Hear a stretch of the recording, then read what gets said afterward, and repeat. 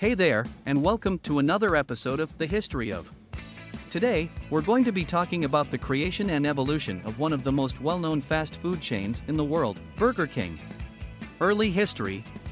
Burger King was founded in 1954 by James McLemore and David Edgerton, two entrepreneurs who saw an opportunity in the fast food industry.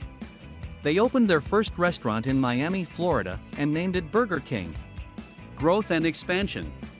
In the 1960s, Burger King began expanding rapidly, with new locations popping up all over the United States. By the 1970s, the chain had become a household name, and was even starting to open up international locations. Branding and marketing. One of the key elements to Burger King's success has always been its marketing and branding. From the iconic "Have It Your Way" slogan to the memorable King mascot, Burger King has always made a strong impression on consumers. Controversies and challenges. Like any company, Burger King has faced its fair share of controversies and challenges over the years.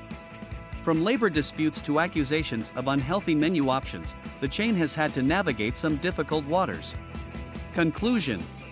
Despite these challenges, Burger King has continued to thrive and grow, with over 18,000 locations in more than 100 countries around the world.